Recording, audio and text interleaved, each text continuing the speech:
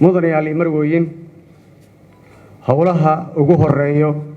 ee aan mudnaanta siin doono hadduu alla ii idmo markaad kalsoonidiina isiisaan waxaa ka mid ah 1 arrimaha amniga 2 arrimaha doorashooyinka 3 horumarinta dhaqaalaha iyo adeegga bulshada 4 cadaaladda iyo garsoorka 5 dawlad wanaag iyo la dagaalanka musuqmaasuqa 6 dib u eegista dastuurka 7 dhab u heshiisiinta in heshiiska dhab loo gaaro 8 iskaashiga caalamiga ah gabagabadii guddoonka golaha shacabka xildhibaanada sharafta leh waxaan mar labaad idinkaga mahad celinayaa fursaddan taariikhiga ah oo aan idinkaga codsanayo in aad siisaan codkiina kalsoonida hadduu Allah subxaanahu wa ta'ala idmo mudanayaal iyo marwooyin waxa iga go'an inaan soo dhiso xukuumad tayo leh oo ka tarjumaysa baahiyaha kala duwan ee ka jirta dalkeena Soomaaliya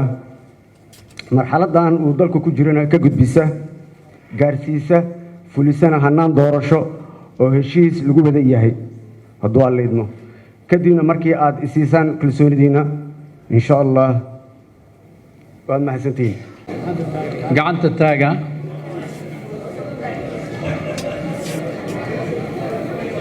hal dejiyo yaa diidan waxa aan guddoonka golaha shacabka iyo xildhibaanada sharafta leh uga mahad celinayaa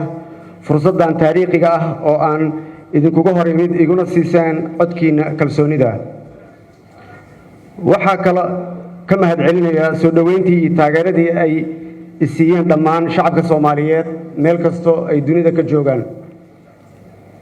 mudanayaal marwooyin sida aan hore idin sheegay waxa iga go'an in aan soo dhiso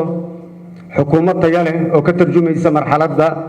aan ku jirno iyo baahida dalka meel marisana hanaan doorasho oo xor iyo xalaal ah hadduu alla idmo heshiisna lagu wada yahay mudanayaal marwooyin xildhibaanada sharafta leh waxaan rajaynayaa in aad